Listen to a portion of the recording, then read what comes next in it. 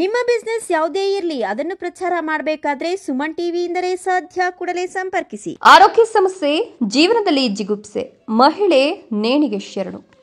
ಆರೋಗ್ಯ ಸಮಸ್ಯೆಯಿಂದ ಮನನೊಂದು ಜೀವನದಲ್ಲಿ ಜಿಗುಪ್ಸೆಗೊಂಡ ಮಹಿಳೆಯೊಬ್ಬರು ನೇಣಿಗೆ ಶರಣಾಗಿರ್ತಕ್ಕಂಥ ಘಟನೆ ಗುಡಿಬಂಡೆ ತಾಲೂಕಿನ ನುಲಿಗುಂಬ ಗ್ರಾಮದಲ್ಲಿ ನಡೆದಿದೆ. ಮೃತರಾದವರನ್ನ ನುಲಿಗುಂಬ ಗ್ರಾಮದ 48 ವರ್ಷದ ಲಕ್ಷ್ಮೀ ನರಸಮ್ಮ ಅಂತ ಹೇಳಲಾಗ್ತಿದ್ದು, ಗಂಡನ ಸಾವಿನ ನಂತರ ಅವರು ಬೆಂಗಳೂರಿನ ವೈಟ್ಫೀಲ್ಡ್ನಲ್ಲಿ ತನ್ನ ಏಕೈಕ ಮಗಳು ನಾಗಮಣಿ ಮನೆಯಲ್ಲಿ ವಾಸವಾಗಿದ್ರು. ಹೃದಯ ಸಂಬಂಧಿ ಕಾಯಿಲೆಯಿಂದ ಬಳಲುತ್ತಿದ್ದ ಲಕ್ಷ್ಮೀ ನರಸಮ್ಮಗೆ ಮಗಳು 2 ಬಾರಿ ಶಸ್ತ್ರಚಿಕಿತ್ಸೆ ಮಾಡಿಸಿದ್ರು. ಆರೋಗ್ಯ ಸಮಸ್ಯೆಗಳು ಮುಂದುವರೆದಿದ್ವು. ಪಿಟ್ ಸಮಸ್ಯೆಯೂ ಕಾಡ್ತಿತ್ತು. ಅಳಿಯ ಹಾಗೂ ಮಗಳಿಗೆ ತೊಂದರೆ ಆಗ್ತಿದೆ ಎಂಬ ಆತಂಕದಿಂದ ಮನನೊಂದು ಸೆಪ್ಟೆಂಬರ್ 22ರಂದು ತಾಯ್ನಾಡಿಗೆ ಬಂದು ಸೆಪ್ಟೆಂಬರ್ 29 ನೇಣಿಗೆ ಶರಣಾಗಿದ್ದಾರೆ.